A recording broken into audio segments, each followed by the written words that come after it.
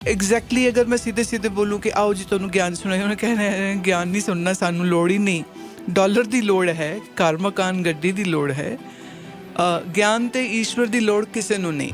ਕੋਈ ਇਨਸਾਨ ਕਹੇ ਮੈਂ ਸੂਰਜ ਨੂੰ ਕਿਵੇਂ ਕੰਟਰੋਲ ਕਰ ਲਾਂ, ਤੇ ਇਹ ਬਿਲਕੁਲ ਪਾਗਲਾਂ ਵਾਲੀ ਗੱਲ ਹੋਏਗੀ ਕਿ ਕੁਝ ਖਾਧਾ ਪੀਤਾ ਇਸ ਬੰਦੇ ਨੇ ਕਿ ਇਹੋ ਜਿਹੀ ਗੱਲ ਬੋਲ ਰਿਹਾ। ਇਹ ਪਿੱਛੇ ਜਿਹੀ ਘਟਨਾ ਸੀ, ਬੱਚਾ ਇੱਥੇ ਕੈਨੇਡਾ 'ਚ ਉਹਦੀ ਡੈਥ ਹੋਈ ਤੇ ਉਧਰ ਮਾਂ ਖਬਰ ਸੁਣ ਕੇ ਪੰਜਾਬ 'ਚ ਉਹਨੇ ਮਰ ਗਈ। ਉਹ ਮਤਲਬ ਇੰਨਾ ਉਹਨੂੰ ਧੱਕਾ ਲੱਗਿਆ ਕਿ ਮੇਰਾ ਪੁੱਤਰ ਮਰ ਗਿਆ, ਤੇ ਉਹ ਜੀ ਨਹੀਂ ਪਾਈ, ਉਹਦੇ ਪ੍ਰਾਣ ਹੀ ਨਿਕਲ ਗਏ। ਤੇ ਜਿਸ ਮਨ ਨੇ ਇੰਨੀ ਜ਼ੋਰ ਦੀ ਪੁੱਤਰ ਨੂੰ ਪਕੜਿਆ ਸੀ, ਇੱਕ ਵਾਰੀ ਸਰੀਰ ਤੋਂ ਮਨ ਅਲੱਗ ਹੋ ਗਿਆ, ਉਸ ਤੋਂ ਬਾਅਦ ਕੌਣ ਪੁੱਤਰ ਕਿਹੜਾ ਪਰਿਵਾਰ, ਉਹ ਸਾਰੀ ਮੈਮਰੀਜ਼ ਤੇ ਮੁੱਕ ਜਾਣੀਆਂ ਨੇ, ਤੇ ਜੀਵ ਆਪਣੇ ਕਰਮ ਦੇ ਅਨੁਸਾਰ ਫਿਰ ਅੱਗੇ ਯਾਤਰਾ ਕਰੇਗਾ। ਕਿ ਅਫਸੋਸ ਹੁੰਦਾ ਹੈ ਅੱਜ ਦੇ ਮਾਨਸਿਕਤਾ ਜੋ ਖਾਸ ਕਰ ਪੰਜਾਬੀਆਂ ਦੀ ਹੋ ਗਈ, ਅਸੀਂ ਪੜ੍ਹਨਾ ਭੁੱਲ ਗਏ ਹਾਂ। ਅਸੀਂ ਆਪਣੇ ਅੱਛੀਆਂ ਕਿਤਾਬਾਂ, ਅਸੀਂ ਆਪਣੇ ਅੱਛੇ ਕਵੀ, ਉਹਨਾਂ ਨੂੰ ਪੜ੍ਹਨਾ ਭੁੱਲ ਗਏ ਹਾਂ। ਇੰਡੀਆ 'ਚ ਜਦੋਂ ਜਾਂਦੇ ਨਾ ਤਾਂ ਮੇਰੀ ਨਜ਼ਰ ਹਮੇਸ਼ਾ ਹੁੰਦੀ ਕਿ ਇਸ ਘਰ 'ਚ ਕੁਝ ਕਿਤਾਬਾਂ ਹੈ ਨਹੀਂ ਜਾਂ ਨਹੀਂ, ਪਰ ਡਿਸਪਲੇ 'ਚ ਬੜੇ ਮਹਿੰਗੇ ਮਹਿੰਗੇ ਇਟਾਲੀਅਨ ਪੀਸਿਸ ਤੇ ਹੁੰਦੇ ਨੇ, ਬੁੱਕਸ ਨਹੀਂ ਹੁੰਦੀਆਂ। ਪਰ ਉਹ ਤੋਂ ਸਮਝ ਲੱਗ ਜਾਂਦਾ ਹੈ ਕਿ ਇਹ ਬੰਦਾ ਮੇਰੇ ਕਿਸੇ ਕੰਮ ਨਹੀਂ ਆਉਣ ਵਾਲਾ, ਕਿਉਂਕਿ ਉਹਨੂੰ ਮੇਰੀ ਸਮਝ ਹੀ ਨਹੀਂ ਆਉਂਦੀ ਹੈ। ਮੇਰਾ ਕੁਐਸਚਨ ਇਹ ਵੀ ਹੈ ਕਿ ਫਿਰ ਸਾਡੀ ਲਾਈਫ ਦਾ ਮਕਸਦ ਕੀ ਹੈ, ਅਸੀਂ ਕਿਉਂ ਆਉਂਦੇ ਹਾਂ ਦੁਨੀਆ 'ਚ? ਜਦੋਂ ਦੇਖੋ ਇਹਦੇ ਜਵਾਬ ਬਣੇ ਬਣਾਏ, ਕੋਈ ਕਿਤਾਬ, ਕੋਈ ਸੰਤ, ਕੋਈ ਗੁਰੂ ਦੇਵੇ, ਮੈਂ ਕਹਾਂਗੀ ਉਹ ਨਕਲੀ ਹੈ, ਉਹ ਝੂਠੇ ਨੇ। ਜਿਹੜੀ ਰੋਟੀ ਤੁਸੀਂ ਆਪਣੇ ਮੂੰਹ 'ਚ ਚਬਾ ਕੇ ਅੰਦਰ ਨਿਗਲ ਲਈ ਨਾ, ਤੁਹਾਡੀ ਸਿਹਤ ਉਸ ਰੋਟੀ ਨਾਲ ਬਣਨੀ ਹੈ। ਫੋਟੋ ਦੀ ਮਤਲਬ ਰੋਟੀਆਂ ਦੀ ਫੋਟੋ ਦੇਖ ਕੇ, ਖਾਣੇ ਦੀ ਫੋਟੋ ਦੇਖ ਕੇ ਤੁਹਾਡਾ ਪੇਟ ਨਹੀਂ ਭਰਨਾ। ਸਾਨੂੰ ਮਾਂ-ਬਾਪ ਮਿਲੇ, ਭੈਣ ਭਰਾ ਮਿਲੇ, ਪਰ ਅਸੀਂ ਇਹਨਾਂ ਸਭ ਤੋਂ ਡਿਟੈਚਮੈਂਟ ਦੀ ਗੱਲ ਕਰਦੇ ਹਾਂ, ਅਸੀਂ ਇਹਨਾਂ ਤੋਂ ਮੁਕਤ ਹੋ ਜਾਣ ਦੀ ਗੱਲ ਕਰਦੇ ਹਾਂ। ਬਹੁਤ ਵਾਰ ਸਾਨੂੰ ਇਹ ਕਿਹਾ ਜਾਂਦਾ ਕਿ ਆਪਾਂ ਨੂੰ ਡਿਟੈਚਮੈਂਟ ਸਿੱਖਣੀ ਚਾਹੀਦੀ ਹੈ। ਫਿਰ ਜੇ ਇੰਨਾ ਕੁਝ ਰੱਬ ਨੇ ਦਿੱਤਾ ਤਾਂ ਉਹਨੂੰ ਛੱਡ ਕੇ ਡਿਟੈਚਮੈਂਟ ਕਿਉਂ? ਜਿੰਨੇ ਵੀ ਧਾਰਮਿਕ ਸਥਾਨ ਤੁਸੀਂ ਦੇਖਦੇ ਹੋ, ਜਦੋਂ ਉੱਥੇ ਜਾਂਦੇ ਹੋ, ਕਿਆ ਤੁਹਾਨੂੰ ਉੱਥੇ ਇਹ ਚੀਜ਼ ਸਿੱਖਣ ਨੂੰ ਮਿਲਦੀ ਹੈ, ਜਾਂ ਕਿ ਸਿਰਫ ਪੈਸਾ, ਪੋਲੀਟਿਕਸ ਐਂਡ ਪਾਵਰ ਦੀ ਗੇਮ ਚੱਲ ਰਹੀ ਹੁੰਦੀ ਉੱਥੇ? ਜਿਹਦਾ ਗਿਆਨ ਵਿਚਾਰ ਜੀਵਨ ਉੱਚਾ ਹੈ, ਜਦੋਂ ਐਸੇ ਵਿਅਕਤੀ ਦੇ ਨਾਲ ਬੈਠੇਗਾ, ਲੜਾਈ ਦਾ ਕੋਈ ਮਤਲਬ ਹੀ ਨਹੀਂ ਹੈ। ਲੜਾਈ ਮੂਰਖਾਂ ਦੀ ਹੁੰਦੀ ਹੈ, ਸਿਆਣਿਆਂ ਦੀ ਕੋਈ ਲੜਾਈ ਨਹੀਂ ਹੁੰਦੀ। ਬਿਲਕੁਲ। ਤੇ ਜਿਹੜਾ ਲੜੇ ਸਮਝ ਲੈਣਾ ਉਹ ਕੌਣ ਹੈ? ਇਹ ਪ੍ਰੋਗਰਾਮ ਦੇ ਸਾਡੇ ਅੱਜ ਦੇ ਇਸ ਹਿੱਸੇ ਦੇ ਵਿੱਚ, ਜਿਵੇਂ ਕਿ ਮੈਂ ਸਵੇਰੇ ਆਪ ਜੀ ਨੂੰ ਬੇਨਤੀ ਕੀਤੀ ਸੀ, ਸਾਡੇ ਨਾਲ ਵਿਸ਼ੇਸ਼ ਮਹਿਮਾਨ ਸਾਡੇ ਅੱਜ ਸ਼ਾਮਲ ਹੋ ਰਹੇ ਨੇ ਜੀ। ਸਾਡੇ ਕੋਲ ਸਾਡੇ ਸਟੂਡੀਓ ਵਿੱਚ ਅੱਜ ਸਾਡੇ ਸਪਿਰਿਚੁਅਲ ਲੀਡਰ ਆਨੰਦ ਮੂਰਤੀ ਗੁਰੂ ਮਾਂ ਜੀ ਅੱਜ ਸਟੂਡੀਓ ਦੇ ਵਿੱਚ ਨੇ। ਮੈਂ ਬਰੀਫ ਤੁਹਾਨੂੰ ਜਾਣਕਾਰੀ ਦੇ ਦਿਆਂ ਜੀ ਕਿ ਇਹਨਾਂ ਦਾ ਜਨਮ 1966 ਵਿੱਚ ਅੰਮ੍ਰਿਤਸਰ ਵਿੱਚ ਹੋਇਆ। ਗੌਰਮੈਂਟ ਕਾਲਜ ਅੰਮ੍ਰਿਤਸਰ ਤੋਂ ਇਹਨਾਂ ਨੇ ਗ੍ਰੈਜੂਏਸ਼ਨ ਦੀ ਡਿਗਰੀ ਹਾਸਲ ਕੀਤੀ। ਬਚਪਨ ਤੋਂ ਹੀ ਮੈਡੀਟੇਸ਼ਨ ਵਿੱਚ, ਅਧਿਆਤਮ ਵਿੱਚ ਇਹਨਾਂ ਦਾ ਰੁਝਾਨ ਸੀ। ਸਾਲ 2000 ਵਿੱਚ ਇਹਨਾਂ ਨੇ ਮਿਸ਼ਨ ਸ਼ਕਤੀ ਲਾਂਚ ਕੀਤਾ for the empowerment of women. ਦੇਸ਼ ਦੇ ਵੱਖ-ਵੱਖ ਹਿੱਸਿਆਂ ਵਿੱਚ ਇਹ ਮਿਸ਼ਨ ਚਲਾਇਆ ਗਿਆ ਅਤੇ ਹੁਣ ਤੱਕ ਇਹਨਾਂ ਦੇ ਆਸ਼ਰਮ ਵੱਲੋਂ 40,000 ਤੋਂ ਜ਼ਿਆਦਾ ਲੜਕੀਆਂ ਦੀ ਐਜੂਕੇਸ਼ਨ ਸਪੋਂਸਰ ਕੀਤੀ ਜਾ ਚੁੱਕੀ ਹੈ। ਯੋਗਾ ਅਤੇ ਆਯੁਰਵੇਦ ਨੂੰ ਇਹਨਾਂ ਨੇ ਆਪਣਾ ਆਪ ਸਮਰਪਣ ਕੀਤਾ ਹੈ। ਐਂਸ਼ੀਐਂਟ ਇੰਡੀਅਨ ਸਕ੍ਰਿਪਚਰਸ ਦੀ ਪੜ੍ਹਾਈ ਕੀਤੀ, ਉਸ ਦਾ ਉਹਨਾਂ ਦਾ ਅਧਿਐਨ ਕੀਤਾ, ਅਤੇ ਇਸ ਗੱਲ ਦੇ ਉੱਤੇ ਇਹਨਾਂ ਨੇ ਹਮੇਸ਼ਾ ਜ਼ੋਰ ਦਿੱਤਾ ਹੈ ਕਿ ਸਾਨੂੰ ਆਪਣੇ ਜੀਵਨ ਵਿੱਚ ਕਿਸੇ ਨਾ ਕਿਸੇ ਸਪਿਰਿਚੁਅਲ ਮਾਸਟਰ ਦੀ ਜ਼ਰੂਰਤ ਜ਼ਰੂਰ ਹੁੰਦੀ ਹੈ। ਸੂਫੀ ਟਰਕਿਸ਼ ਪੋਇਟ ਰੂਮੀ ਦੀਆਂ ਪੋਇਮਸ ਨੂੰ ਹਿੰਦੀ ਵਿੱਚ ਟਰਾਂਸਲੇਟ ਕੀਤਾ ਅਤੇ ਗਾਇਆ ਵੀ। ਇਹਨਾਂ ਨੇ ਪ੍ਰੇਮ ਕਾ ਛਲਕਤਾ ਜਾਮ, ਇਹਨਾਂ ਪੋਇਮਸ ਦੇ ਉੱਤੇ ਬੇਸਡ ਇੱਕ ਕਿਤਾਬ ਅਤੇ ਇਸ ਤੋਂ ਇਲਾਵਾ ਬਹੁਤ ਸਾਰੇ ਹੋਰ ਅਧਿਆਤਮਿਕ ਪੇਪਰ ਅਤੇ ਪੁਸਤਕਾਂ ਦਾ ਵੀ ਸੰਕਲਨ ਕੀਤਾ ਹੈ। ਮੈਂਟਰ, ਗਾਈਡ, ਗੁਰੂ, ਕਾਉਂਸਲਰ, ਸਪਿਰਿਚੁਅਲ ਲੀਡਰ ਦੇ ਰੂਪ ਵਿੱਚ ਸਾਡੇ ਸਮਾਜ ਵਿੱਚ ਇਹਨਾਂ ਨੂੰ ਸਤਿਕਾਰ ਨਾਲ ਦੇਖਿਆ ਜਾ ਰਿਹਾ ਹੈ, ਜਾਂਦਾ ਹੈ। ਦੇਸ਼ਾਂ ਅਤੇ ਵਿਦੇਸ਼ਾਂ ਦੇ ਵਿੱਚ ਇਹਨਾਂ ਦੇ ਫਾਲੋਅਰਸ ਨੇ, ਅਤੇ ਸਾਨੂੰ ਅੱਜ ਇਸ ਗੱਲ ਦੀ ਖੁਸ਼ੀ ਵੀ ਹੈ, ਅਸੀਂ ਇਸ ਗੱਲ ਦਾ ਮਾਣ ਵੀ ਹਾਸਲ ਕਰ ਰਹੇ ਹਾਂ ਕਿ ਸਾਡੇ ਨਾਲ ਅੱਜ ਇਹ ਸਟੂਡੀਓ ਦੇ ਵਿੱਚ ਨੇ। ਅਸੀਂ ਉਹਨਾਂ ਦਾ ਰੈਡ FM ਦੀ ਮੈਨੇਜਮੈਂਟ ਵੱਲੋਂ, ਮੇਰੇ ਸਟਾਫ ਸਾਥੀਆਂ ਵੱਲੋਂ, ਮੇਰੇ ਵੱਲੋਂ ਅਸੀਂ ਉਹਨਾਂ ਦਾ ਸਵਾਗਤ ਕਰਦੇ हैं जी। प्रणाम गुरु माँ, आपका स्वागत।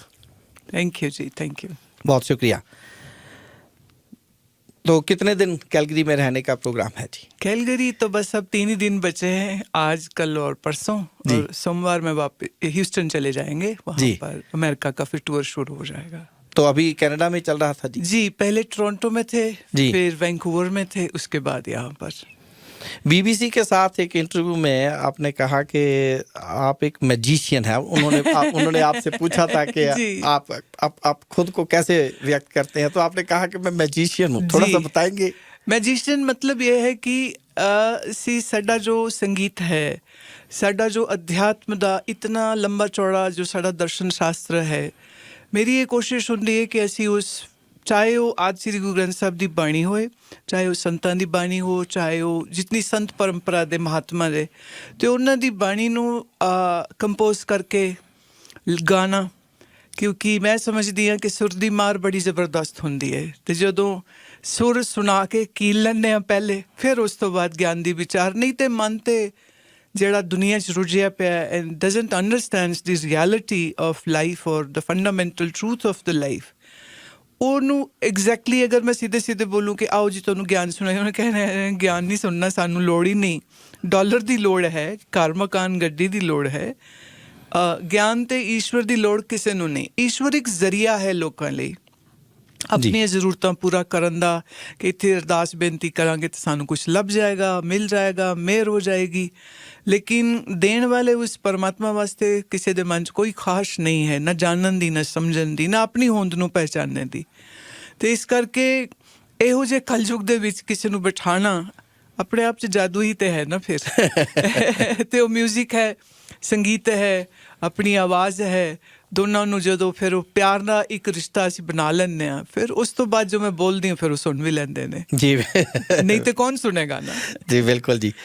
ਤੇ ਇੱਕ ਗੱਲ ਹੋਰ ਬੜੀ ਉਸ ਇੰਟਰਵਿਊ ਦੇ ਵਿੱਚ ਇੱਕ ਹੋਰ ਗੱਲ ਤੁਸੀਂ ਜਿਹੜੀ ਮੈਨੂੰ ਬੜੀ ਵਧੀਆ ਲੱਗੀ, ਉਹ ਸੀ ਕਿ ਤੁਹਾਨੂੰ ਸਵਾਲ ਪੁੱਛਿਆ ਕਿ ਅਸੀਂ ਆਪਣੇ ਮਾਈਂਡ ਨੂੰ ਕੰਟਰੋਲ ਕਿਵੇਂ ਕਰ ਸਕਦੇ ਹਾਂ। ਤੁਸੀਂ ਇਹ ਡਿਫਰੈਂਸ਼ੀਏਟ ਕੀਤਾ ਸੀ ਕਿ ਕੰਟਰੋਲ ਕਰਨ ਦੀ ਤਾਂ ਗੱਲ ਹੀ ਨਹੀਂ ਹੈ, ਇਹ ਤਾਂ ਮੈਨੇਜ ਕੀਤਾ ਜਾ ਸਕਦਾ। ਸਾਨੂੰ ਥੋੜ੍ਹਾ ਜਿਹਾ ਸਾਡੇ ਸੁਣਨ ਵਾਲਿਆਂ ਲਈ ਵੀ ਦੱਸੋ। ਇਸ ਤਰ੍ਹਾਂ ਸਮਝੋ ਜਿਵੇਂ ਕੋਈ ਕਹੇ ਕਿ ਮੈਂ ਬਾਹਰ ਹਵਾ ਨੂੰ ਕਿਵੇਂ ਕੰਟਰੋਲ ਕਰ ਲਾਂ, ਕੋਈ ਇਨਸਾਨ ਕਹੇ ਮੈਂ ਸੂਰਜ ਨੂੰ ਕਿਵੇਂ ਕੰਟਰੋਲ ਕਰ ਲਾਂ, ਤੇ ਇਹ ਬਿਲਕੁਲ ਪਾਗਲਾਂ ਵਾਲੀ ਗੱਲ ਹੋਏਗੀ ਕਿ ਕੁਝ ਖਾਧਾ ਪੀਤਾ ਇਸ ਬੰਦੇ ਨੇ ਕਿ ਇਹੋ ਜਿਹੀ ਗੱਲ ਬੋਲ ਰਿਹਾ। ਰਾਈਟ।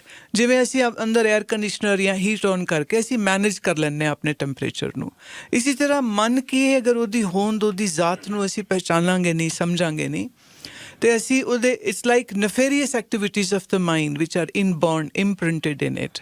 ਪ੍ਰੀਮੋਡੀਅਲ ਟਾਈਮ ਤੋਂ ਮਨ ਦੀ ਹੋਂਦ ਇਹੋ ਜਿਹੀ ਹੈ ਜਿਹਦੇ 'ਚ ਵਿਚਾਰ ਨੇ, ਭਾਵਨਾਵਾਂ ਨੇ, ਜਿਹਦੇ 'ਚ ਸਾਡੀ ਮੈਮਰੀਜ਼ ਪਈਆਂ ਨੇ, ਸਾਡੇ ਸੰਸਕਾਰ ਹੁੰਦੇ ਨੇ, ਸਾਡੀਆਂ ਯਾਦਾਂ ਖੱਟੀਆਂ ਮਿੱਠੀਆਂ, ਬੁਰੀਆਂ ਅੱਛੀਆਂ, ਜੋ ਅਸੀਂ ਆਪਣੀ ਇਹਨਾਂ 5 ਗਿਆਨ ਇੰਦਰੀਆਂ ਦੇ ਜ਼ਰੀਏ ਅਸੀਂ ਸੰਸਾਰ ਨੂੰ ਦੇਖਦੇ, ਸੁਣਦੇ, ਭੋਗਦੇ ਹਾਂ, ਉਹ ਸਭ ਇੱਕ ਆਪਣਾ ਇੰਪ੍ਰੈਸ਼ਨ ਸਾਡੇ ਮਨ 'ਚ ਛੋੜ ਜਾਂਦਾ ਹੈ।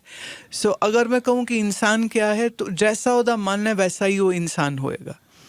ਸੋ ਇਸ ਮਨ ਦੀ ਸਾਰੀ ਮੈਨੇਜਮੈਂਟ ਮਤਲਬ ਪਹਿਲੇ ਮਨ ਦੀ ਫੈਕਲਟੀ ਹੈ ਕਿ ਉਹਨੂੰ ਸਮਝਿਆ ਜਾਏ।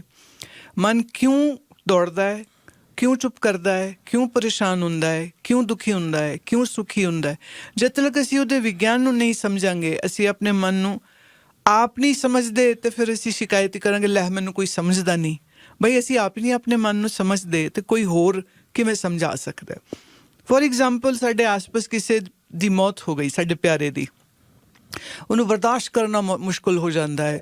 ਇਹ ਪਿੱਛੇ ਜਿਹੀ ਘਟਨਾ ਸੀ, ਬੱਚਾ ਇੱਥੇ ਕੈਨੇਡਾ 'ਚ ਉਹਦੀ ਡੈਥ ਹੋਈ ਅਤੇ ਉੱਧਰ ਮਾਂ ਖਬਰ ਸੁਣ ਕੇ ਪੰਜਾਬ 'ਚ ਉਹਨੇ ਮਰ ਗਈ। ਉਹ ਮਤਲਬ ਇੰਨਾ ਉਹਨੂੰ ਧੱਕਾ ਲੱਗਿਆ ਕਿ ਮੇਰਾ ਪੁੱਤਰ ਮਰ ਗਿਆ, ਅਤੇ ਉਹ ਜੀ ਨਹੀਂ ਪਾਈ, ਉਹਦੇ ਪ੍ਰਾਣ ਹੀ ਨਿਕਲ ਗਏ। ਅਤੇ ਜਿਸ ਮਨ ਨੇ ਇੰਨੀ ਜ਼ੋਰ ਦੀ ਪੁੱਤਰ ਨੂੰ ਪਕੜਿਆ ਸੀ, ਇੱਕ ਵਾਰੀ ਸਰੀਰ ਤੋਂ ਮਨ ਅਲੱਗ ਹੋ ਗਿਆ, ਉਸ ਤੋਂ ਬਾਅਦ ਕੌਣ ਪੁੱਤਰ, ਕਿਹੜਾ ਪਰਿਵਾਰ, ਉਹ ਸਾਰੀ ਮੈਮਰੀਜ਼ ਤਾਂ ਮੁੱਕ ਜਾਣੀਆਂ ਨੇ। ਅਤੇ ਜੀਵ ਆਪਣੇ ਕਰਮ ਦੇ ਅਨੁਸਾਰ ਫਿਰ ਅੱਗੇ ਯਾਤਰਾ ਕਰੇਗਾ, ਹੋਰ ਕਿਸੇ ਥਾਂ 'ਤੇ ਜਨਮ ਲਵੇਗਾ।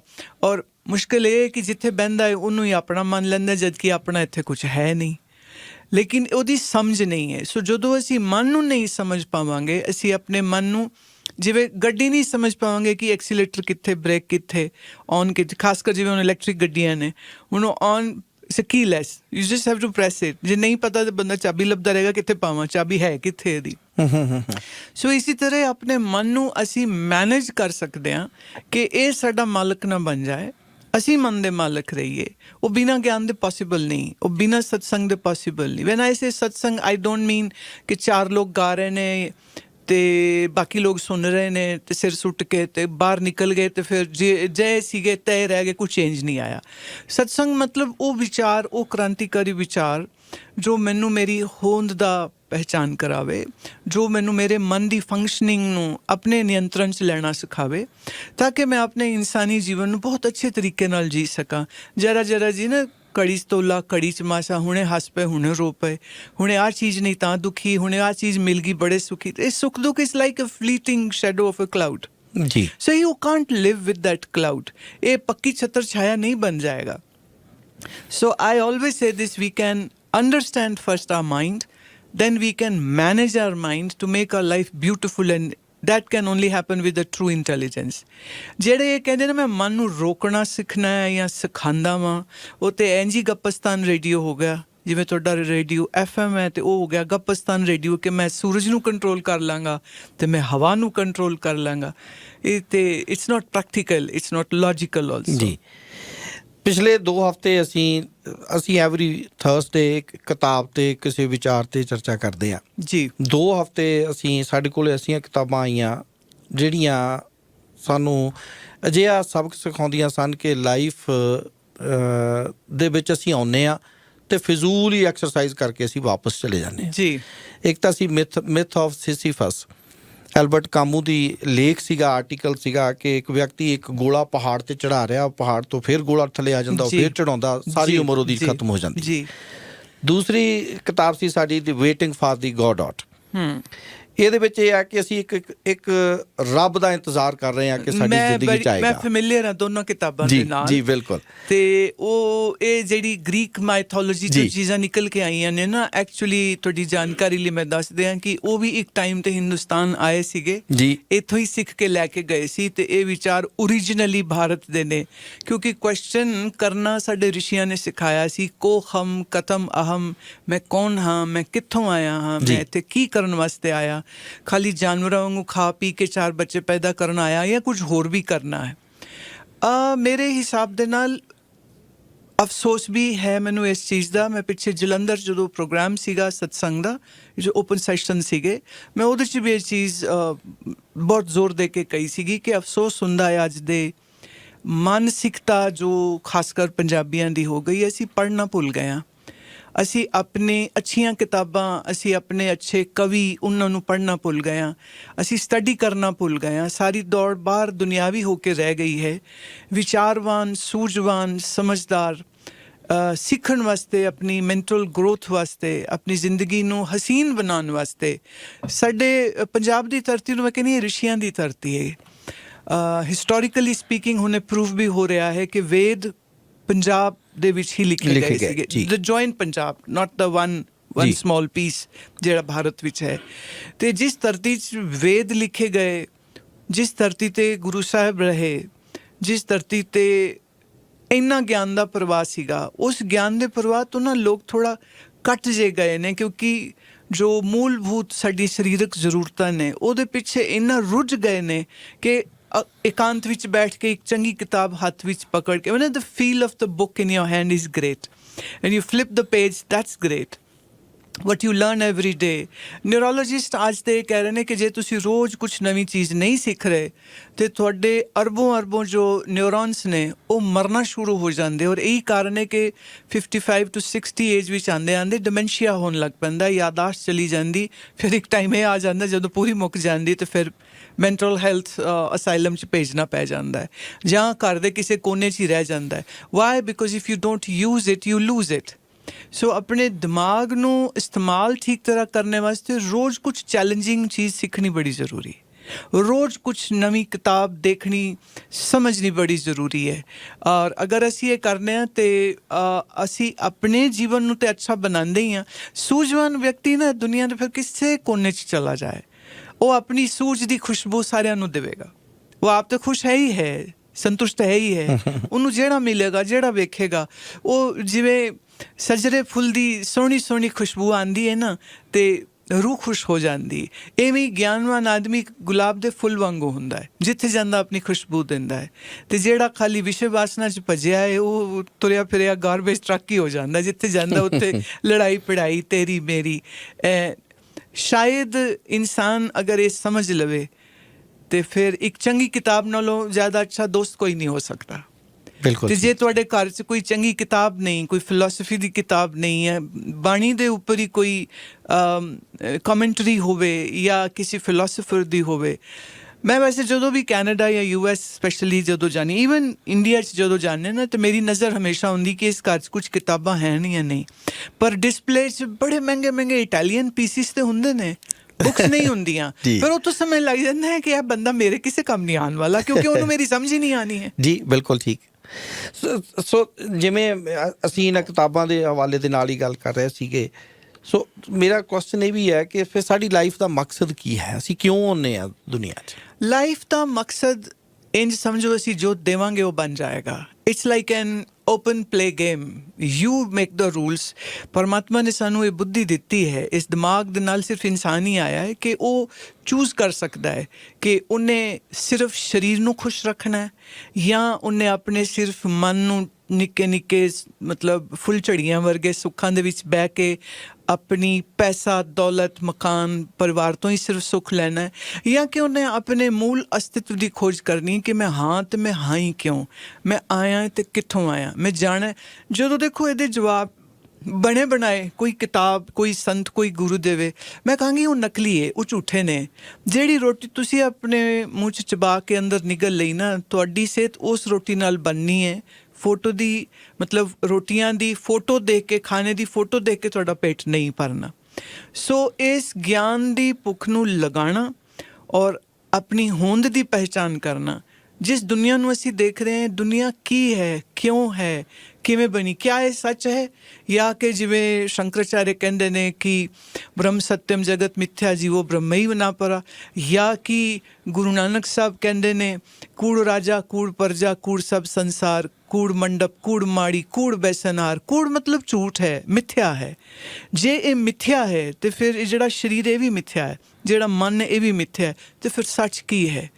ਸੋ ਮੈਂ ਇਹ ਸਮਝਦੀ ਹਾਂ ਕਿ ਜਿਹਨੂੰ ਆਪਣੇ ਆਪ ਦੀ ਹੋਂਦ ਦੀ ਸਮਝ ਲੱਗ ਗਈ, ਉਹੀ ਪਰਮਾਤਮਾ ਦੀ ਹੋਂਦ ਨੂੰ ਵੀ ਸਮਝ ਪਾਏਗਾ। ਨਹੀਂ ਤੇ ਪਰਮਾਤਮਾ ਖਾਲੀ ਇੱਕ ਵਿਸ਼ਵਾਸ ਬਣ ਕੇ ਰਹਿ ਜਾਏਗਾ, ਤੇ ਵਿਸ਼ਵਾਸਾਂ ਦੇ ਬੇਸ ਤੇ ਮਜ਼ਹਬ ਖੜੇ ਹੋ ਜਾਣਗੇ, ਮਜ਼ਹਬਾਂ ਦੇ ਝਗੜੇ ਸ਼ੁਰੂ ਹੋ ਜਾਣਗੇ, ਬੰਦਾ ਬੰਦੇ ਨੂੰ ਮਾਰੀ ਤੁਰੀ ਜਾਏਗਾ, ਸੁਪੀਰੀਓਰਿਟੀ ਕੰਪਲੈਕਸਿਸ ਦੇ ਵਿੱਚ ਦੂਜਿਆਂ ਨੂੰ ਛੋਟਾ ਹੀਣ ਸਮਝ ਕਰਕੇ। ਸੋ ਜ਼ਿੰਦਗੀ ਜਿਹੜੀ ਨਾ ਵਿਚਾਰ ਹੈ। ਮਨੁੱਖ ਮਤਲਬ ਜੋ ਮਨਨ ਕਰ ਸਕਦਾ ਹੈ, ਮਨਨਾਤ ਇਤੀ ਮਨਾ, ਜਿਹੜਾ ਮਨਨ ਕਰ ਸਕਦਾ ਹੈ ਉਹ ਮਨੁੱਖ ਹੈ। ਜਿਹੜਾ ਕੁਝ ਸੋਚਦਾ ਹੀ ਨਹੀਂ ਹੈ, ਉਹ ਤਾਂ ਫਿਰ ਪੰਜਾਬੀ 'ਚ ਇੱਕ ਸ਼ਬਦ ਹੈ, ਦੋਨੋਂ ਵੱਟਾ ਹੈ ਫਿਰ। ਜੀ ਇੱਕ ਹੋਰ ਮੈਂ ਤੁਹਾਡੇ ਨਾਲ ਗੱਲ ਕਰਨੀ ਚਾਹਾਂਗਾ ਗੁਰੂ ਮਾਂ ਜੀ, ਕਿ ਨੇਚਰ, ਕੁਦਰਤ ਨੂੰ ਅਸੀਂ ਮਾਂ ਕਹਿੰਦੇ ਹਾਂ ਜੀ, ਤੇ ਇਹਨੇ ਸਾਨੂੰ ਬਹੁਤ ਕੁਝ ਦਿੱਤਾ।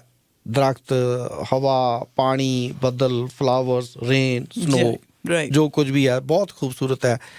ਸਾਨੂੰ ਮਾਂ ਬਾਪ ਮਿਲੇ, ਭੈਣ ਭਰਾ ਮਿਲੇ, ਪਰ ਅਸੀਂ ਇਹਨਾਂ ਸਭ ਤੋਂ ਡਿਟੈਚਮੈਂਟ ਦੀ ਗੱਲ ਕਰਦੇ ਹਾਂ, ਅਸੀਂ ਇਹਨਾਂ ਤੋਂ ਮੁਕਤ ਹੋ ਜਾਣ ਦੀ ਗੱਲ ਕਰਦੇ ਹਾਂ। ਬਹੁਤ ਵਾਰ ਸਾਨੂੰ ਇਹ ਕਿਹਾ ਜਾਂਦਾ ਕਿ ਆਪਾਂ ਨੂੰ ਡਿਟੈਚਮੈਂਟ ਸਿੱਖਣੀ ਚਾਹੀਦੀ ਹੈ। ਜੇ ਇੰਨਾ ਕੁਝ ਰੱਬ ਨੇ ਦਿੱਤਾ ਤਾਂ ਉਹਨੂੰ ਛੱਡ ਕੇ ਡਿਟੈਚਮੈਂਟ ਕਿਉਂ? ਦੇਖੋ, ਡਿਟੈਚਮੈਂਟ ਦੀ ਕਹਾਣੀ ਤੇ ਇੰਝ ਸਮਝੋ, ਤੁਸੀਂ ਸਾਹ ਅੰਦਰ ਲੈਂਦੇ ਹੋ ਤੇ ਬਾਹਰ ਛੱਡਦੇ ਹੋ ਕਿ ਨਹੀਂ ਛੱਡਦੇ ਹੋ ਜੀ। ਤੇ ਜੇ ਸਾਹ ਤੁਹਾਡਾ ਬਾਹਰ ਆਵੇ ਨਾ ਤਾਂ ਕੀ ਹੋਏਗਾ? ਨੀਲੇ ਪੀਲੇ ਹੋ ਕੇ ਤੇ ER ਪਹੁੰਚੋਗੇ ਤੇ ਉਹ ਡਾਕਟਰ ਡਿਕਲੇਅਰ ਕਰੇਗਾ ਤੇ ਮਰ ਗਿਆ ਬੰਦਾ। ਜੀ। ਅਸੀਂ ਸਾਹ ਲੈਂਦੇ ਹਾਂ, ਅਸੀਂ ਸਾਹ ਛੋੜਦੇ ਹਾਂ। ਅਸੀਂ ਇੱਕ ਸੱਜਾ ਪੈਰ ਥੱਲੇ ਰੱਖਦੇ ਹਾਂ, ਖੱਬਾ ਚੁੱਕਦੇ ਹਾਂ, ਖੱਬਾ ਥੱਲੇ ਰੱਖਦੇ ਹਾਂ।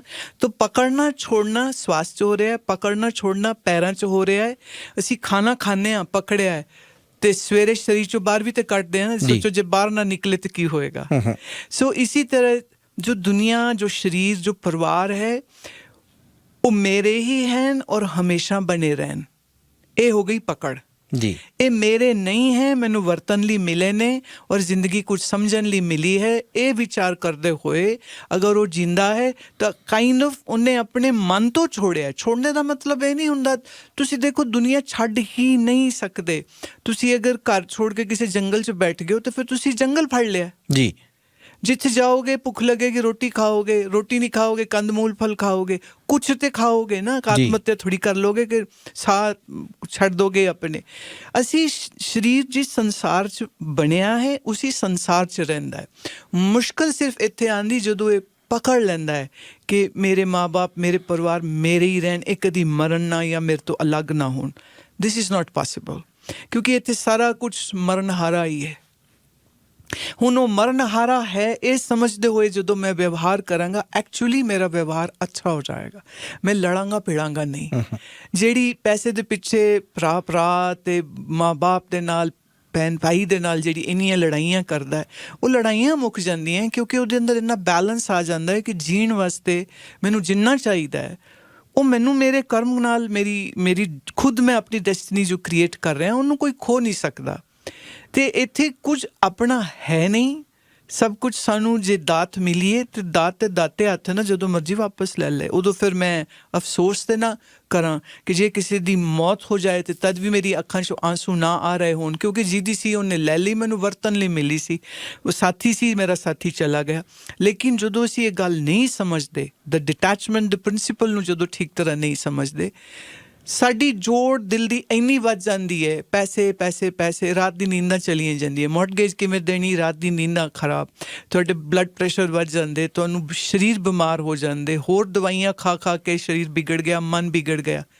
ਅਤੇ ਇਹਦੇ ਨਾਲੋਂ ਬਿਹਤਰ ਨਹੀਂ ਸੀਗਾ ਕਿ ਰਿਸ਼ੀਆਂ ਦਾ ਦਿੱਤਾ ਹੈ ਗਿਆਨ ਕਿ ਰਹਿ ਸਭ ਦੇ ਵਿੱਚ, ਲੇਕਿਨ ਮਨ ਤੋਂ ਉਹਨੂੰ ਆਪਣਾ ਨਾ ਪਕੜ ਬਣਾ ਕੇ ਨਾ ਰੱਖ, ਆਸਕਤੀ ਮਤ ਬਣਾ ਕੇ ਰੱਖ। ਵਰਤਨ ਨੂੰ ਕਦੀ ਮਨਾਹੀ ਨਹੀਂ ਕੀਤੀ। ਤੇਨ ਤਿਅਕਤੇਨ ਭੁੰਜਿਤः, ਉਹ ਕਹਿੰਦੇ ਨੇ ਜਿਸਨੇ ਭੋਗਿਆ ਉਹ ਤਿਆਗ ਵ੍ਰਿੱਤੀ ਨਾਲ ਅਗਰ ਉਹ ਭੋਗ ਰਿਹਾ ਹੈ ਤਾਂ ਉਹ ਰਿਸ਼ੀ ਹੈ। ਜੇ ਉਹ ਤਿਆਗ ਵ੍ਰਿੱਤੀ ਨਾਲ ਸੰਸਾਰ 'ਚ ਰਹਿ ਰਿਹਾ ਹੈ ਉਹ ਭੋਗੀ ਹੁੰਦਾ ਹੀ ਨਹੀਂ ਹੈ। ਇਸੀ ਕਰਕੇ ਇਹ ਪ੍ਰਿੰਸੀਪਲ ਬਣਾਇਆ ਗਿਆ ਹੈ ਕਿ ਆਪਣਾ ਨਾ ਸਮਝੇ, ਲੇਕਿਨ ਵਰਤਨ ਨੂੰ ਕੋਈ ਦੋਸ਼ ਥੋੜ੍ਹਾ ਨਾ ਹੈ। ਜਦੋਂ ਅਸੀਂ ਮੈਂ ਕਮ ਸੇ ਕਮ ਜਾਂ ਕਬੀਰ ਸਾਹਿਬ ਜਾਂ ਜਿਤਨੇ ਵੀ ਸਾਡੇ ਸੰਤ ਗੁਰੂ ਮਹਾਂਪੁਰਸ਼ ਹੋਏ ਨੇ, ਕੋਈ ਇਹ ਨਹੀਂ ਕਹਿ ਰਿਹਾ ਕਿ ਦੁਨੀਆ ਛੱਡ ਕੇ ਵੱਖ ਹੋ ਜਾ। ਉਹ ਇਹ ਕਹਿੰਦਾ ਆਪਣੇ ਮਨ ਦੀ ਪਕੜ ਛੋੜ ਕੇ ਵੱਖ ਹੋ ਜਾ। ਪਕੜ ਛੱਡਣੀ ਹੈ, ਬਿਲਕੁਲ ਠੀਕ, ਸਿਰਫ ਪਕੜ ਛੋੜਨੀ ਹੈ। ਉਹ ਪਕੜ ਤੇ ਛੁੱਟਦੀ ਨਹੀਂ ਤੇ ਘਰ ਛੋੜ ਕੇ ਕਿਸੇ ਡੇਰੇ ਆਸ਼ਰਮ ਚਲੇ ਜਾਏ, ਉੱਥੇ ਲੜਾਈਆਂ ਕਰੇਗਾ। ਉਹ ਫਿਰ ਸੋਚੇਗਾ ਬੁੱਢਾ ਗੁਰੂ ਕਦੋਂ ਮਰੇ, ਮੈਂ ਫਿਰ ਗੱਦੀ ਤੇ ਬਹਿ ਜਾਵਾਂਗਾ, ਮੈਂ ਮੰਤ ਬਣ ਜਾਵਾਂਗਾ। ਉੱਥੇ ਲੜਾਈਆਂ ਤੇ ਫਿਰ ਸੇਮ ਰਹਿਣੀ ਨਾ। ਗਧਾ ਪੰਜਾਬ 'ਚ ਰਵੇ ਤਾਂ ਵੀ ਗਧਾ ਹੈ, ਅਤੇ ਕੈਲਗਰੀ ਆ ਜਾਏ ਤਾਂ ਵੀ ਗਧਾ ਹੈ। ਗਧੇ ਨੇ ਘੋੜਾ ਤੇ ਬਣ ਨਹੀਂ ਜਾਣਾ, ਰਾਈਟ। ਅਤੇ detachment actually is a process where we change our monkey mind into Buddha mind. ਜੀ, ਅਸੀਂ ਇੱਕ ਸੂਝਵਾਨ ਵਿਚਾਰਵਾਨ ਵਿਅਕਤੀ ਹੋ ਜਾਂਦੇ ਹਾਂ। ਜਿਵੇਂ ਅਸੀਂ ਸਾਹ ਲੈ ਰਹੇ ਹਾਂ ਫਿਰ ਸਾਹ ਛੋੜ ਵੀ ਰਹੇ ਹਾਂ। ਲੈਣਾ ਵੀ ਗਲਤ ਨਹੀਂ, ਛੋੜਨਾ ਵੀ ਗਲਤ ਨਹੀਂ। ਕੋਈ ਕਹਿ ਲੈ ਛੱਡਣ ਨੂੰ ਕਿਉਂ ਕਹਿ ਰਹੇ ਹੋ, ਬਈ ਨਾ ਛੱਡੋ ਸਾਹ, ਫਿਰ ਤਾਂ ਮਰ ਹੀ ਜਾਓਗੇ। ਛੱਡਣਾ ਵੀ ਜ਼ਰੂਰੀ ਹੈ ਤੇ ਸਾਹ ਲੈਣਾ ਵੀ ਜ਼ਰੂਰੀ ਹੈ। ਬਹੁਤ ਸਾਰੇ ਧਰਮ, ਜਿੰਨੇ ਵੀ ਅਸੀਂ ਧਰਮ ਦੇਖਦੇ ਹਾਂ, ਸਾਡੀ ਨਜ਼ਰ 'ਚ ਆਉਂਦੇ ਨੇ, ਸਾਨੂੰ ਸਬਕ ਦਿੰਦੇ ਨੇ, ਲੈਸਨ ਦਿੰਦੇ ਨੇ, ਸਾਨੂੰ ਪਿਆਰ ਨਾਲ ਰਹਿਣ ਦੀ ਸਮਝ ਸਿਖਾਉਂਦੇ ਨੇ, ਪਰ ਲੜਾਈਆਂ ਖਤਮ ਨਹੀਂ ਹੋ ਰਹੀਆਂ। ਨਹੀਂ, ਮੁਸ਼ਕਿਲ ਇਹ ਹੈ ਕਿ ਲੋਕੀ ਆਪਣੇ ਧਰਮ ਗ੍ਰੰਥਾਂ ਨੂੰ ਤੇ ਪੂਜਦੇ ਨੇ ਲੇਕਿਨ ਵਿਚਾਰਵਾਨ ਨਹੀਂ ਬਣਦੇ। ਵਿਚਾਰ ਨੂੰ ਨਹੀਂ ਮੰਨਦੇ, ਵਿਚਾਰ ਨਹੀਂ ਮੰਨਦੇ। ਇਸ ਕਰਕੇ ਮੇਰੇ ਸ਼ਬਦ ਬਹੁਤ ਬੁਰੇ ਲੱਗਦੇ ਲੋਕਾਂ ਨੂੰ, ਲੇਕਿਨ ਮੈਂ ਹਰ ਵਾਰ ਬੋਲਦੀ ਹਾਂ ਕਿ ਇੱਕ ਪਰਮਾਤਮਾ ਨੂੰ ਸੁਮਿਰਨ ਧਿਆਨ ਕਰਨ ਵਾਸਤੇ ਕਿਸੇ ਧਾਰਮਿਕ ਸਥਾਨ ਦੀ ਜ਼ਰੂਰਤ ਹੀ ਨਹੀਂ ਹੈ। ਐਕਚੁਅਲੀ ਧਾਰਮਿਕ ਸਥਾਨ ਸਾਰੇ ਇਸ ਵਾਸਤੇ ਸੀਗੇ ਕਿ ਇੱਕ ਥਾਂ ਪੀਸਫੁਲ ਹੋਏ ਜਿੱਥੇ ਬੈਠ ਕੇ ਅਸੀਂ ਵਿਚਾਰ ਸੁਣ ਸਕੀਏ, ਗਿਆਨ ਪ੍ਰਾਪਤ ਕਰ ਸਕੀਏ, ਮਨ ਟਿਕਾ ਸਕੀਏ। ਮੇਰਾ ਸਵਾਲ ਹੈ, ਜਿੰਨੇ ਵੀ ਧਾਰਮਿਕ ਸਥਾਨ ਤੁਸੀਂ ਦੇਖਦੇ ਹੋ, ਜਦੋਂ ਉੱਥੇ ਜਾਂਦੇ ਹੋ, ਕਿਆ ਤੁਹਾਨੂੰ ਉੱਥੇ ਇਹ ਚੀਜ਼ ਸਿੱਖਣ ਨੂੰ ਮਿਲਦੀ ਹੈ ਜਾਂ ਕਿ ਸਿਰਫ ਪੈਸਾ, ਪੋਲੀਟਿਕਸ ਐਂਡ ਪਾਵਰ ਦੀ ਗੇਮ ਚੱਲ ਰਹੀ ਹੁੰਦੀ ਉੱਥੇ? It's like I always call it's like a club, ਜਿੱਥੇ ਮੈਂ ਪ੍ਰਧਾਨ ਬਣ ਜਾ, ਮੈਂ ਕੰਟਰੋਲ ਕਰ ਲਾਂ, ਮੈਂ ਮਾਈਕ ਫੜ ਲਾਂ ਅਤੇ ਮਾਈਕ ਛੱਡਦੇ ਨਹੀਂ ਹੈ, ਰਾਈਟ। ਅਤੇ ਮਾਈਕ ਖੋਹਣ ਵਾਸਤੇ ਲੜਾਈਆਂ ਹੋ ਜਾਂਦੀਆਂ ਨੇ। ਸੋ ਪ੍ਰੋਬਲਮ ਇਹ ਹੈ ਕਿ ਇੰਝ ਹੈ ਕਿ ਹਸਪੀਟਲ ਤਾਂ ਹੈ ਪਰ ਉੱਥੇ ਡਾਕਟਰ ਕੋਈ ਨਹੀਂ ਹੈ, ਅਤੇ ਫਿਰ ਇਲਾਜ ਕਿਵੇਂ ਹੋਏਗਾ? ਸਾਡੇ ਜੋ ਧਰਮ ਗ੍ਰੰਥ ਨੇ ਇਹ ਦਵਾਈ ਨੇ, ਜੋ ਸੰਤ ਹੈ ਉਹ ਡਾਕਟਰ ਹੈ। ਜੇ ਡਾਕਟਰ ਕੋਈ ਨਹੀਂ ਤਾਂ ਕਿਹੜੀ ਹੁਣ ਕੈਂਸਰ ਦੀ, TB ਦੀ ਦਵਾਈ ਖਾ ਕੇ ਬਹਿ ਜਾਏ, ਹੋਇਆ ਜ਼ੁਕਾਮ ਸੀ, ਅਤੇ ਚੰਗੀ ਗੱਲ ਹੋਏਗੀ ਕਿ ਮਾੜੀ? ਇਸ ਕਰਕੇ ਅਸੀਂ ਰਵਿਦਾਸ ਜੀ, ਕਬੀਰ ਸਾਹਿਬ, ਕਈ ਵਾਰ ਉਹ ਕਹਿੰਦੇ ਨੇ ਸੰਤ ਉਹ ਮਿੱਤਰ ਹੈ ਤੁਹਾਡਾ ਜਿਹੜਾ ਤੁਹਾਡਾ ਹੱਥ ਫੜ ਕੇ ਤੁਹਾਨੂੰ ਪਰਮਾਤਮਾ ਦੀ ਗੋਦੀ 'ਚ ਬਹਿਣਾ ਸਿਖਾ ਦਿੰਦਾ ਹੈ, ਆਨੰਦ ਨਾਲ ਜੀਣਾ ਸਿਖਾ ਦਿੰਦਾ ਹੈ। ਅਤੇ ਇੱਕ ਐਸਾ ਕੋਈ ਮਿੱਤਰ ਤੁਹਾਡੀ ਜ਼ਿੰਦਗੀ 'ਚ ਅਗਰ ਨਹੀਂ ਹੈ, then how would you know what to do? ਜੀ ਸਰ, ਇਹ ਐਸੀ ਚੀਜ਼ ਨਹੀਂ ਹੈ ਕਿ ਲਾਈਕ ਉਹ ਹੁੰਦਾ ਨਾ ਕਿ ਫਲਾਂ ਨੇ ਐਸੀ ਡਰੈਸ ਪਾ ਲਈ, ਇਹੋ ਜਿਹੇ ਕੱਪੜੇ ਪਾ ਲਏ ਅਤੇ ਹੁਣ ਇਹਨੂੰ ਅਸੀਂ ਸੰਤ ਬਾਬਾ ਆਖਾਂਗੇ। I believe that's absolutely wrong. Nobody is a Sant Mahatma just because of their dress code. ਕੋਈ ਵੀ ਆਦਮੀ ਸੰਤ ਜਾਂ ਮਹਾਤਮਾ ਤਾਂ ਕਿਹਾ ਜਾਂਦਾ ਹੈ ਜਦੋਂ ਉਹਦੇ ਵਿਚਾਰ, ਉਹਦਾ ਗਿਆਨ, ਉਹਦਾ ਜੀਵਨ ਉੱਚਾ ਹੁੰਦਾ ਹੈ। ਜਿਹਦਾ ਗਿਆਨ ਵਿਚਾਰ ਜੀਵਨ ਉੱਚਾ ਹੈ, ਜਦੋਂ ਐਸੇ ਵਿਅਕਤੀ ਦੇ ਨਾਲ ਬੈਠੇਗਾ ਲੜਾਈ ਦਾ ਕੋਈ ਮਤਲਬ ਹੀ ਨਹੀਂ ਹੈ। ਲੜਾਈ ਮੂਰਖਾਂ ਦੀ ਹੁੰਦੀ ਹੈ, ਸਿਆਣਿਆਂ ਦੀ ਕੋਈ ਲੜਾਈ नहीं होती। बिल्कुल। तो जेड़ा लड़े समझ लेना वो कौन है।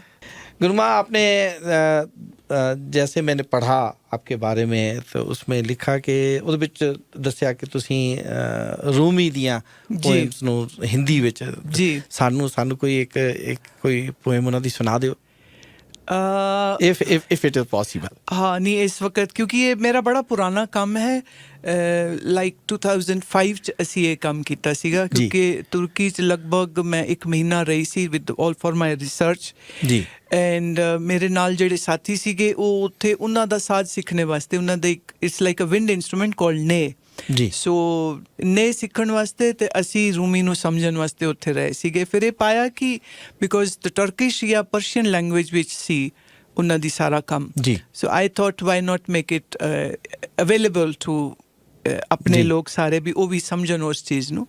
ਜਲਾਲੁਦੀਨ ਰੂਮੀ ਦੇ ਜੋ ਗੁਰੂ ਸੀ ਉਹ ਸੀ ਸ਼ਮਸ ਤਬਰੀਜ਼ ਜੀ, ਔਰ ਸ਼ਮਸ ਤਬਰੀਜ਼ ਵੀ ਫਿਰ ਭਾਰਤ ਵਿੱਚ ਆ ਕਰਕੇ ਵੇਦਾਂਤ ਸਿੱਖ ਕੇ ਗਏ। ਬਿਲਕੁਲ ਠੀਕ ਹੈ ਜੀ। ਸੋ ਉਹ ਵੇਦਾਂਤੀ ਮਹਾਤਮਾ ਸੀਗੇ ਜਿਨ੍ਹਾਂ ਨੇ ਮੌਲਾਨਾ ਰੂਮ ਨੂੰ ਇੱਕ ਦੀਵਾਨਾ ਰੂਮੀ ਬਣਾਤਾ ਸੀਗਾ ਜੀ।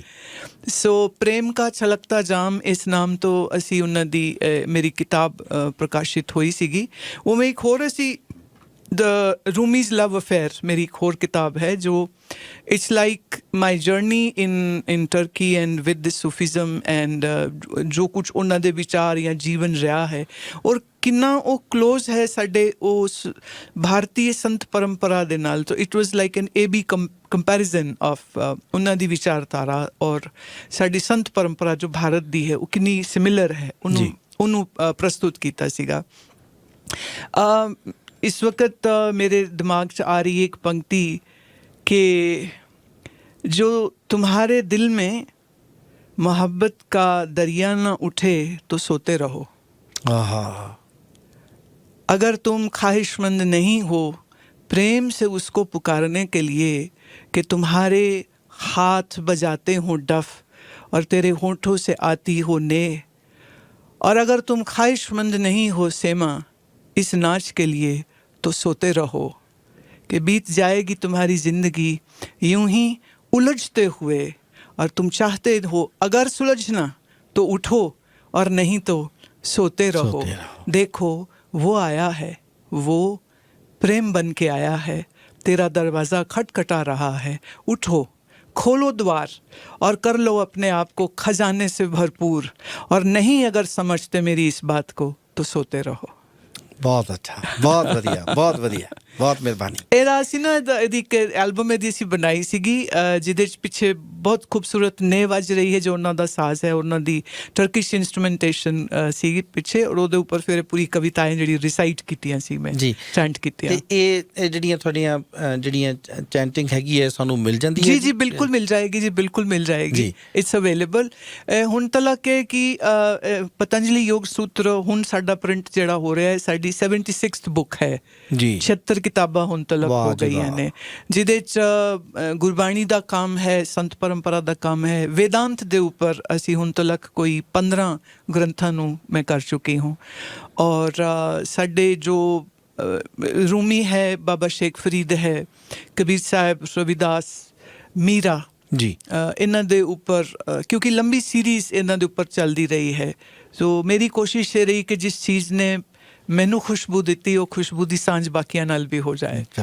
सो म्यूजिक के जरिए जिवें मीरा गाएंगे तो फिर राजस्थानी फोक नाल लैके फिर गाएंगे, जे असी गुरबाणी गाएंगे तो फिर दी राग की परंपरा दे नाल गाएंगे, जे असी रूमी लिया तो फिर ਉੱਥੋਂ ਦਾ ਜੋ ਟਰਕਿਸ਼ ਮਿਊਜ਼ਿਕ ਹੈ ਉਹਦੀ ਕੰਪੋਜੀਸ਼ਨਸ ਬਣਾ ਕਰਕੇ ਮਿਊਜ਼ਿਕ ਅਰੇਂਜਰ ਸਾਡੇ ਨਾਲ ਆਏ ਦੇ ਨੇ ਜਿਨ੍ਹਾਂ ਨੇ ਮਿਊਜ਼ਿਕ ਅਰੇਂਜਮੈਂਟ ਕਰੀ ਸੀ ਫਰੋਮ ਲਾਸਟ ਆਲਮੋਸਟ 20 years ਹੀ ਹੈਜ਼ ਬੀਨ ਵਰਕਿੰਗ ਵਿਦ ਮੀ।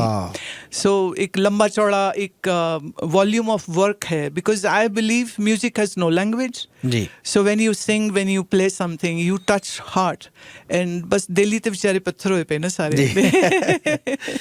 ਤੁਹਾਡਾ ਮੈਸੇਜ ਕੀ ਜੀ ਸਾਡੇ ਸੁਣਨ ਵਾਲਿਆਂ ਵਾਸਤੇ ਜੀ?